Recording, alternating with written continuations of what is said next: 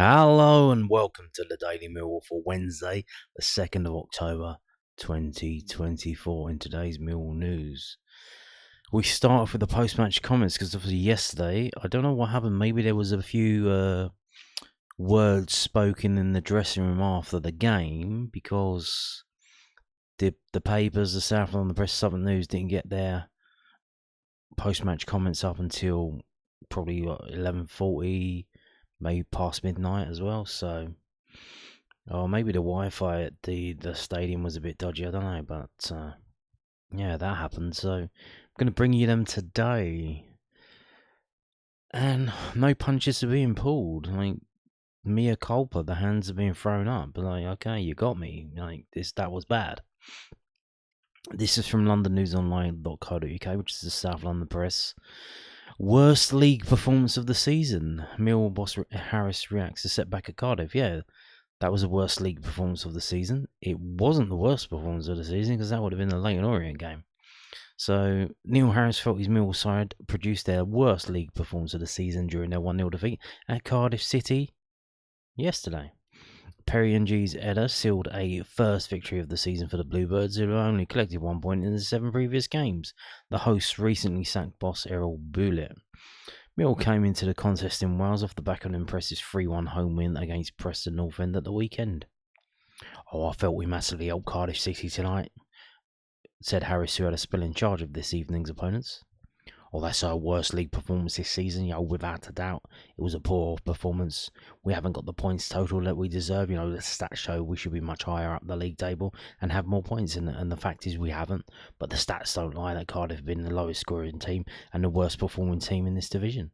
Individually and collectively, we were a poor Millwall side today. And I said to the guys, if you aren't going to be at your best or fluid enough in our play, then you can't give poor goals away. Ultimately, a Neil Harris team and a Millwall team can't get sucker punched on set plays. The first goal was always going to be key in this contest, with Cardiff yet to win and Millwall having failed to claim anything when they have conceded the opening goal this season.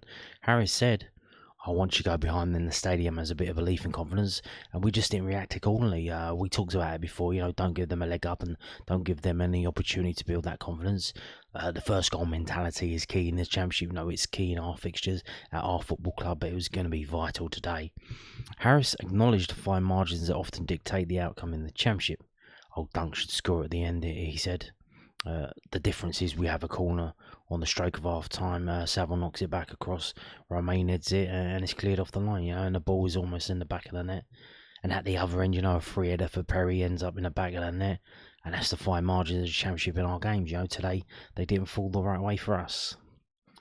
Like I said yesterday, when you're playing a team that's dog shit, and all they have is physicality, you need to get down in the gutter with them. You can't play this new version of Millwall that we have this season. You need to go back to the old one that we had last season and, do a bit of kicking and of your own. So that didn't happen, and we paid the price.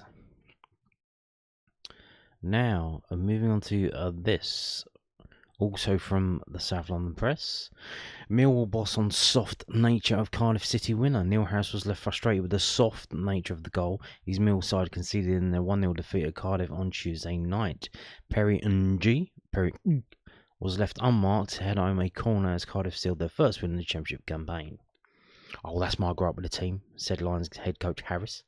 Miscontrolling the ball and giving it away, that can happen, but don't be soft and concede a poor goal. That's something we simply can't allow. I'm disappointed in the performance, and it's the right word to use, disappointed, because the lads have been so good. We haven't got a fixed squad, we haven't got loads, we can't make wholesale changes, and we've got lots of young players in the group that need time to develop, so I've asked a lot of the group so far. Today is the first time we've not hit the levels. Despite the defeat in Wales, the Lions head coach was keen to get across that his side have produced consistently good displays up till now. And Harris said, honestly, we played really well game after game and not always got the results. Today was the first time we didn't hit those levels. And if you aren't going to be that team that can impact the game, then you have to make sure you get a 0-0 draw at the worst. And that's my disappointment today. My biggest frustration is if we aren't good enough to win that game, then at least don't get beaten. Indeed. Now, moving on to this. Also, so Neil Harris talking about the situation at the end of the game with Romain Esse and Ryan Leonard were doing a bit of jaw-jawing, having the words with each other. And I think it's believed because Ryan Leonard was a bit upset that he had to again intervene in a quick counter-attack because Romain Esse lost the ball. But Romain Esse is being targeted. He's being fouled and the foul wasn't given. So what can he do? He got fouled and the ball came out and the foul wasn't given. That's how it is. It goes on. So obviously Ryan was blaming him. But we'll get onto it at the end of the video when we look at the stats. But the passing accuracy was way down because the Cardiff just pressed us all over the pitch. Because that's all they could do. Because on the ball they were fucking dog shit. They had nothing. They didn't even with the ball at their feet. They were crap. They scored with a header from a corner. Apparently Neil Harris says that he's pleased they're angry. A Millwall boss Harris on the pitch disagreement between Ryan Leonard and Romain Esse. Millwall manager Neil Harris is not concerned by Romain Esse and Ryan Leonard's disagreement during the Lions 1-0 defeat at Cardiff. The two appear to have a difference in opinion during the second half of last night's contest. The Lions boss was asked about the situation after the game. "Oh, it doesn't worry me at all," said Harris. "I'm pleased they're angry. I'm pleased they're angry with themselves and each other. And you'd rather see it behind closed doors, obviously, but it's not the first time it's happened on the pitch with my team. It won't be the last. And I hope, because I like to see the passion and commitment and have a freedom of speech in my changing room as well. However the demand is, as always, you have your say, and whatever leads to it is opinionated, but that." Then they make sure they make up afterwards. You're talking about a senior player and a younger player, and they will be absolutely fine. So there you go. Say what you got to say, and move on. Don't hold any grudges, and we'll see how that works out on Saturday. Hopefully, it gets turned around. Obviously, it was mentioned that Romain Esse, for some reason, I think it was because it was his 50th appearance. He was absolutely grinding it. He was desperate to score. Maybe trying a bit too hard because he did come in and interfere with Jake Cooper when Jake Cooper was going in on a free kick and kind of messed that up for him. So he was trying a little bit too hard. Unless maybe there's something else. I don't know. Obviously, we've got the internationals coming up, and as I mentioned before, they have to give 15-day notice. So maybe, obviously, with Esse being a regular in the Championship and scoring goals, maybe he's been called up to the England under-21s and he knows that that's going to be announced on Friday and he wants to, do something about that, make a set a good impression. I don't know, but we'll see. Obviously, the England youth squads are announced on Friday, and we'll see if he's in the under-20s again or the under-21s. So there you go. Now, moving on to this from the Southern News. I've asked a lot of the players. Mill head coach admits small squad may be negatively affecting the players' performances. Millwall manager Neil Harris admitted his relatively small squad and the high number of games may be taking a toll on his players after the Lions lost 1-0 to bottom of the table Cardiff City. Well, the transfer window is closed. You can only sign free agents, although I don't know how much money in the budget is for that. You got to do what you got to do with what you got and just get on with it. Harris has named an unchanged starting 11 for the past 3 games, partially due to form and partially due to injuries and suspensions. Fixture congestion means that the starting 11 has played 3 games in 10 days, and many of those players will feature on Saturday against West Bromwich Albion. The starting 11 worked in the past 2 games as Mill picked up a point away at QPR and beat Preston North End 3-1 at home. But Harris said the lack of rotation may have affected the team's performance last night. We haven't got a fixed squad, we haven't got loads of players, Harris said. we can't make wholesale changes, and we've got a lot of young players in the group that need time to develop. So I've asked a lot of the players, here today, and so far today, it's the first time we've not hit the levels. Honestly, we played really well game after game, and I've always got the reward. Today we didn't hit those levels. With fatigue setting in, Harris was sympathetic to players making mistakes. However, he was not happy with how his side conceded against the home team. Oh, that's my gripe with the team, Harris said, miscontrolling the ball, and giving it away, that can happen, but don't be soft and concede a poor goal, it's something we simply can't allow. Well, why didn't you make any changes then? Obviously, Joe Bryan had a blinder against Preston, so you would think, well, let's leave him in. But you could have brought Danny in. Danny knows what he's doing. And then, obviously, he's saying, oh, he can't use the younger players. Why not? We're playing a team at the bottom of the table. They're fucking dog shit. If Alfie Massey can't play against Cardiff, then what are we doing here? If Danny Kelly can't play against them, what are we doing here? Anyway.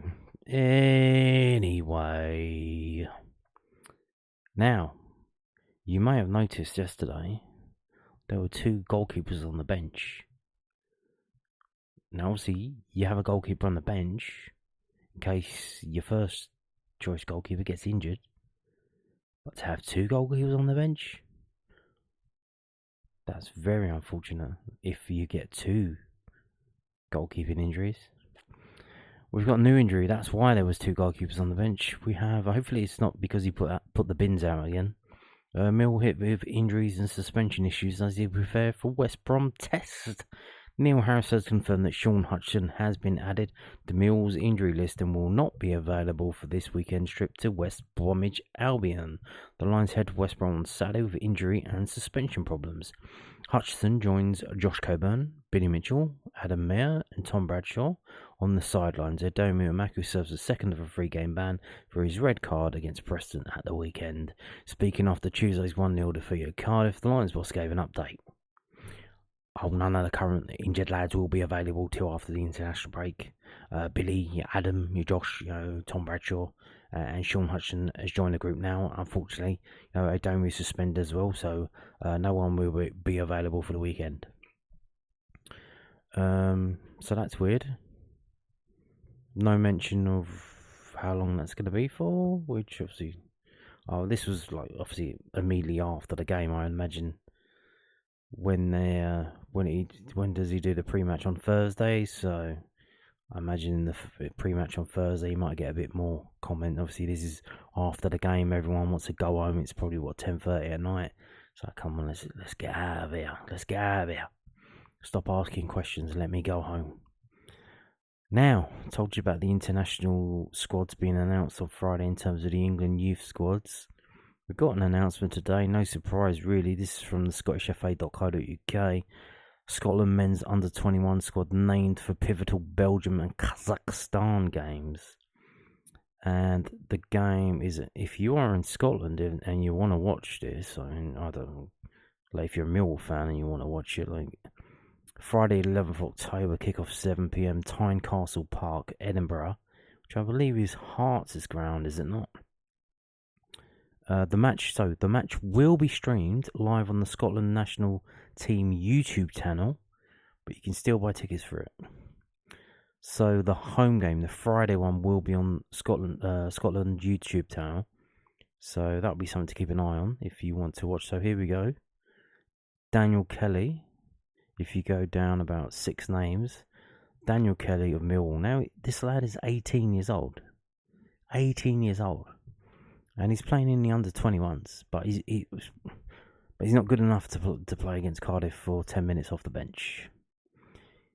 Okay. So that's it for the news today. I'm going to move on to talking about the stats from the game. So if you're not interested in that, thank you for watching. If you are, here we go. If you look on the right hand side, you can see the top 5 rated players were all Cardiff players. And then there's the shots and the tackles and the dribbles. So, this is the match report from whoscored.com.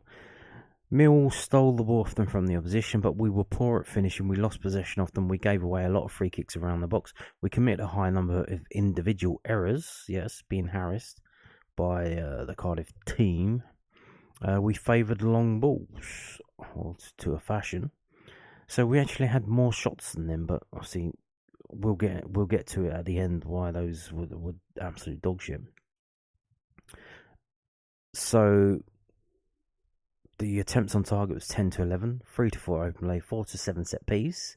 So again, we were relying on the set pieces, and they weren't very good. They had 4 set pieces, and they scored from 1. We had 7, and we didn't even get close to scoring. Counter attack 3 to 0, of course. And that's a 10% conversion rate for Cardiff. And here you can see the player positions, the average. So you can see Millwall very bunched up. Seems that number 23 is George Saville. He seems to be coming over and helping a lot with Joe Bryan and Jay Cooper. You can't see Romain Esse because I assume he's playing in the same spot as George Honeyman, because obviously this is the average position that the player was on the pitch for. Yeah. Looks a bit weird, doesn't it? It does look a bit weird. You can see, look, they were mostly going down the right hand side, so that's why Saville had to come over and help defend on that side. Half of their moves came on the right hand side there, whereas we were mostly going down our right hand side, 41%. Shot directions, shot zones, action zones. Damn. So there you go. Now, moving on to this from whoscored.com. Here are the match events. Obviously, they got a first yellow card, and then they scored from that corner. They were the first one to make changes in 62 minutes. We made a change as well. Was that the right change to make? Probably not. But obviously, I think Neil Harris was like, oh, let's bring on the other striker that we have. So we have 2 on the pitch. But was that the best way to go? I'm not too sure. And then when Casper got booked, and then Femi Aziz come on 75th minute, which was interesting because at that point, Femi Aziz going on the right hand side, but he came off for George Saville, so then Romain Esse moved into the middle, and he was playing like a more central midfield role, which was interesting to see. And then you got Cooper getting booked at the end, and Rylander getting booked at the end as we're getting trying to go for it, and they had to sort of make tactical fouls to stop the counter attacks. So if we have a look at this, and you can see at the top left, top right, where the club badges are, the average player rating for each team. It's 6.83 for Cardiff, 6.48 for Millwall. So that is quite a big difference. 0.4. Well, not quite big. It is a difference. As mentioned, top 5 rated players are all Cardiff players. Perry and G, man of the match with 8.0. Of course, he was the only one who scored in a bit of a crap game for chances, really. And Langstaff, 5.7. 5.7 for Langstaff. Apparently the worst player on the pitch. It's Jensen, 7.0. Obviously did quite well. Romain Esse, 7.3, highest rated Millwall player, 7.3. Obviously was very busy, did try to do a lot. Jake Cooper, 6. So there was that. Just wondering if maybe, obviously in hindsight, if it would have been better if we went to 3 centre backs. Maybe, but then who do you drop? Who do you change? I don't know. But yeah, that didn't really work, did it? So if we click on this, total shots, we have more shots than them, 10 to 11. These are the players who had the shots. Watmore had 3, and SA had 3. Langstaff had 1, despite being on the pitch for 90 minutes. Honeyman had 1. So there you go. And Cooper Didn't have a single one, despite the fact that we pumped all of those 7 set pieces towards him and many other like long balls. It just didn't really work, did it? Possession wise, again, this is the thing that seems to happen. When we have more possession, we don't do well in the game. We either lose the game. And here we go. We've got 48% for Cardiff and 51% for Millwall. So we have more possession. Like, we lose the game. So maybe, if you're doing live betting, if you can get the possession stats after probably 5 to 10 minutes, and Millwall have had more possession, maybe bet back the opposition. So yeah, pass success percentage 74 to 71. So we were on the ball more, but we didn't pass it accurately enough. And you can see here our wide SA obviously being targeted. Watmore, 60 for SA, 67 for Watmore. Joe Bryan 60%. Ryan 66. Casper Dunor 86. Dribbles 9 to 8. SA with 4 dribbles. Aerials 122 to 18. Obviously Cooper with 5. Bryan with 3. Tanganga with 3. Leonard with 4. Tackles, obviously we had to do a lot of tackling because we were doing quite a bit of a defending. Dunor with 4. SA with 3. Leonard with 3. Watmore with 3. Bryan with 4. Corners 5 to 6. So these are the players who won the corners. Dispossessed 11 to 6. So now moving on to this, which is more of the same, just in a different format, but with a little bit extra. If we go to the player ratings, you can see the top rated player was Romain Esse with 7.29, then Lucas Jensen with 7, and that's it for the 7s. Then we move down to 6.74 from Ryan Leonard, 6.69 for Duncan Watmore, and Joe Bryan 6.61. And right, the root of it is Macaulay and Langstaff 5.68, and you can see, interesting, so Mihailo Ivanovic, he got a rating of 6.33. Obviously, I don't really know how these ratings work, but he's had 9 touches of the ball.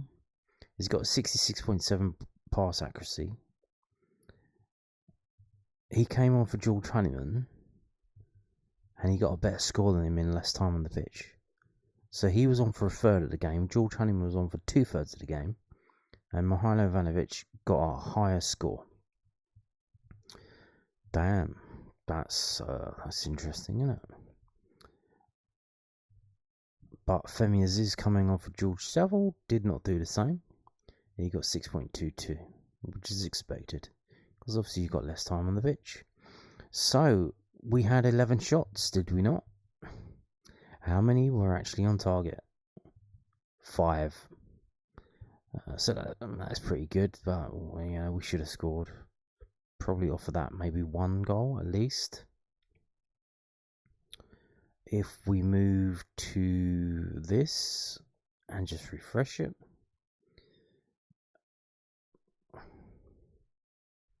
offsides, just the Jake Cooper offside. Defensive stuff, see, we've seen the tackles, but what about everything else? So Joe Bryan, Casper Dunor with 4 tackles, and then Ryan Leonard, Romain Esse, Duncan Watmore. But what about interceptions? Casper Dunor with 3. Yeah, I thought Casper did really well in that game. Apparently some people disagreeing online, but I think he was my standout from that game, really. Obviously Romain Esse was huffing and puffing, but he obviously wasn't very effective. He was getting in people's way for scoring chances and getting a bit frustrated about being fouled all the time. But right, clearances, Ryan Leonard with 3, Tanganga with 3, Cooper with 3, Joe Bryan and Lucas Jensen with 2. Blocked shots, George Saville with 1. Yeah, I don't think we didn't really have to block their shots because they were absolutely woeful, weren't they, Cardiff? They were absolutely woeful. That guy that came on, Mete, he looks about a stone overweight, and he just can't. He looks like a pub player. He looks like a Sunday League player. I mean, how is he playing in the Championship? Insane. So passing wise, obviously, who's had the most passes? With the 2 centre backs, of course, and then Casper Dunor. So that means that you've got Casper de Norre with his 86% accuracy off of 44. That's the standout there, really, isn't it? And you've got Lucas Jensen. His passing accuracy is way up to 58 because he's had 29 passes and 18 of them were long balls. So as he's doing more short balls, his accuracy's gone up. So he's had 11 short passes. But his long balls, 18 long balls, 6 accurate, obviously. Because you're pumping it up to who? Macaulay Langstaff. Now, maybe, obviously, we've got circumstances where the guy came in, Ivanovic. Is he fully match fit? Maybe we should have started with Ivanovic. And then maybe brought Langstaff on. I don't know. Obviously, hindsight and all that. It's 2020, but... yeah. So, crosses and accurate crosses. Oh, dear, oh, dear, oh, dear. 7 and 1, 4 and 1, 2 and 1, 2 and 1. Oh, dear. Long balls and accurate long balls. Yeah, not really the same old, is it?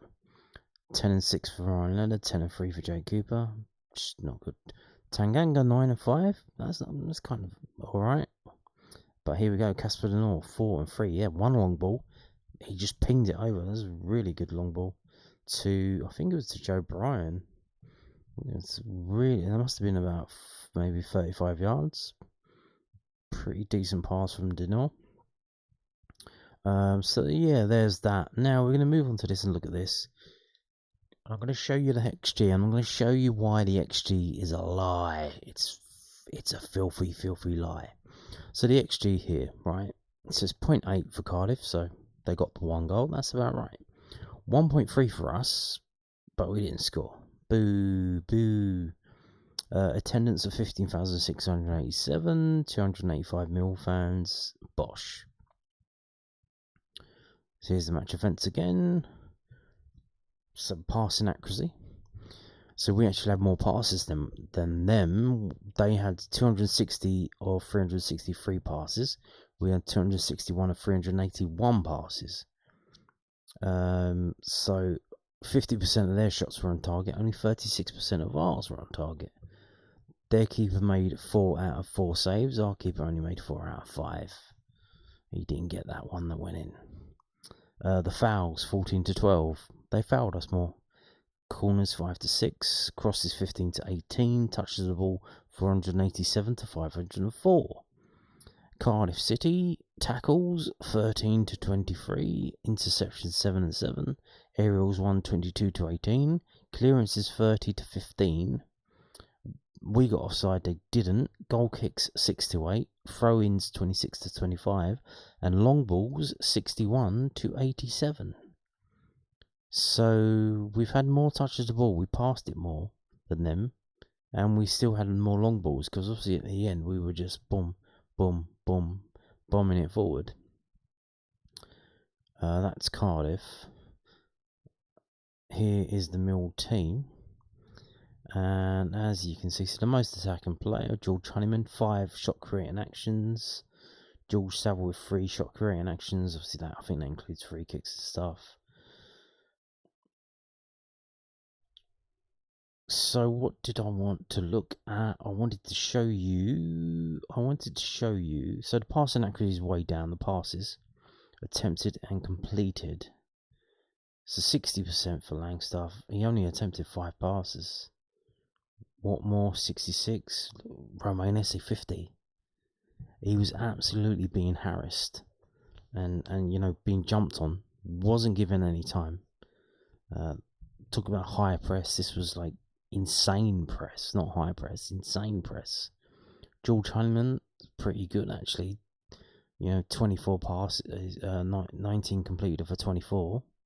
That's not that bad. George Saville again, that's not that bad. But here, look, standout Casper de Norre. But Joe Bryan, fucking hell, what are we doing here, mate? 55. This guy literally is Jekyll and Hyde. One game, he's absolutely brilliant. The next game, not so much. 55 attempted passes, 31 completed, 56.4 completion rate. And he messed up for the goal. But so it's interesting to see that Neil Harris mentions that quite publicly. Is Joe Bryan going to get dropped against West Brom then? Like, I mean, you've literally stated it, that wasn't acceptable. It's not good enough. So what are you going to do? Obviously, Callum Scanlon's not around anymore. He's gone back to Liverpool to heal up his injury. So that means, Danny Mack coming in, I assume. Murray Wallace even. Well, Murray Wallace is fit, but that would be maybe a bit too much. Because I think, to be fair, I think Murray's not at this level anymore. But he's there on the bench, and you would imagine he's going to do better than the worst version of Joe Bryan. The what's the worst version? Which is the worst version? Jekyll or Hyde? Jekyll's the madman, yeah, and Hyde is just a normal guy. So the Jekyll version of Joe Bryan, you would imagine Murray Wallace is going to be better than that.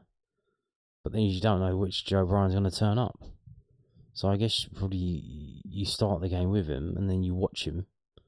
And then I guess you'd have to wait till half time to take him off, because it would be a bit of liberty if you took him off after 30 minutes.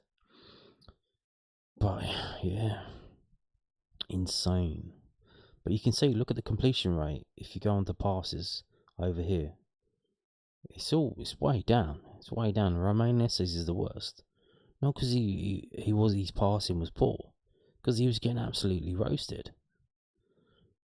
And I can prove that by going to this and going to that one, fouls drawn. He got fouled 4 times, and that was just the ones that were given. That's just the ones that were given. We only got given 14 fouls. I could tell you there's probably another 6 that weren't given. There was another 6. Interesting as well, they put here right wing and then DM. So obviously to take in the account that they played 2 different positions in that game. That's quite interesting. What did I want to show you as well? So aerial duels. It looks like Macaulay Langstaff is even worse than Tom Bradshaw. 7 aerial duels and he lost them all. Oh, that's fantastic. Maybe Ivanovic should have come on, although he didn't even have any apparently. I swear he had 1. Maybe not.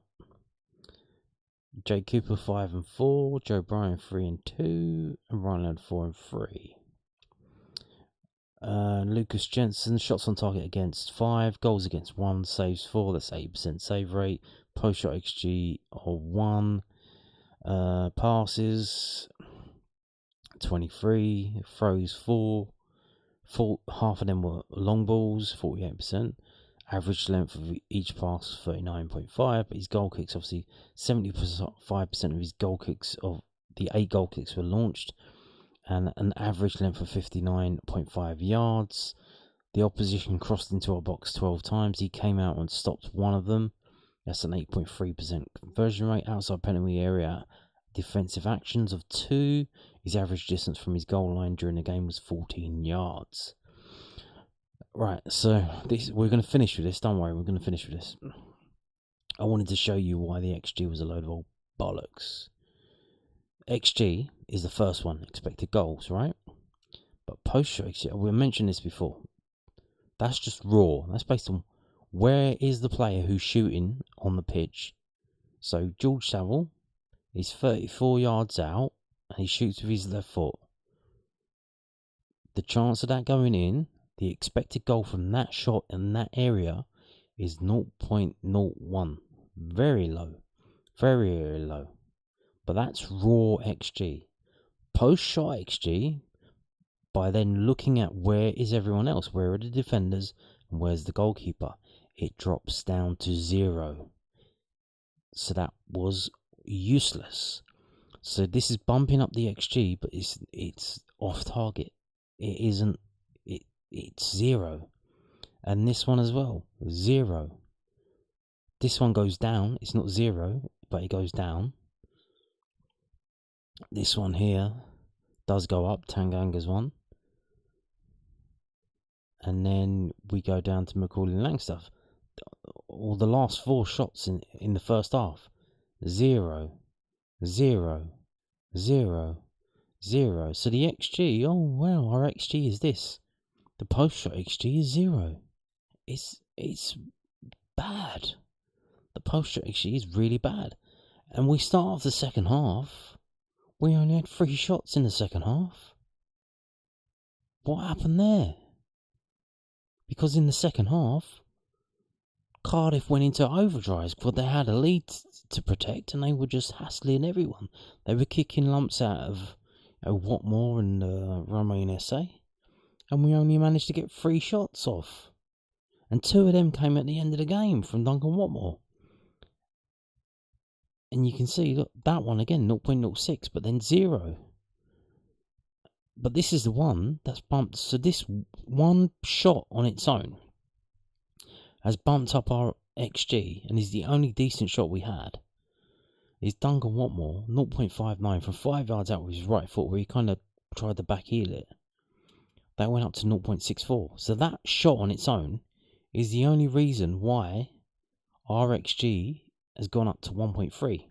If you take that one off, which is 0.6, we go down to 0.7. So without that one shot, which wasn't even that clear cut, to be honest, we go down to an XG that's lower than theirs.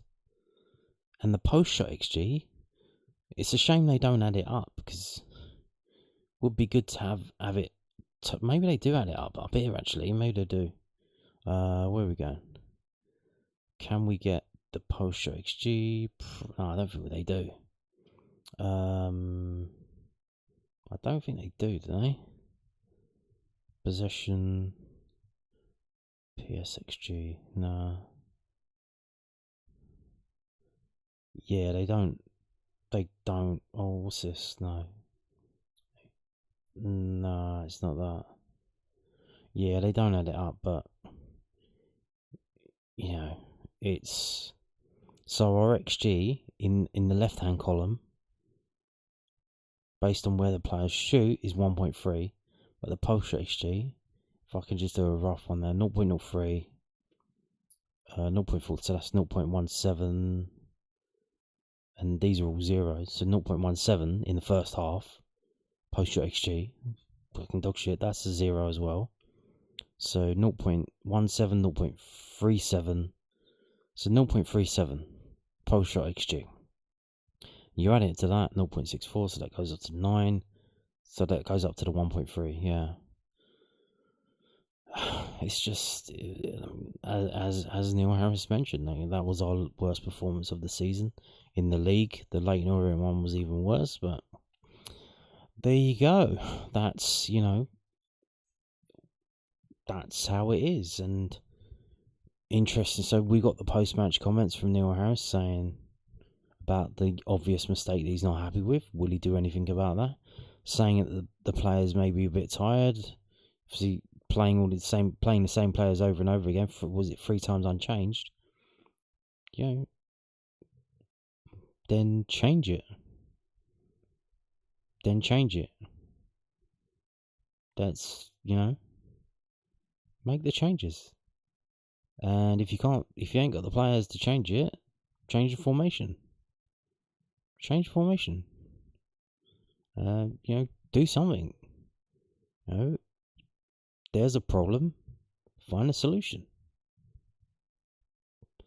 And on that note, thank you for watching, and goodbye.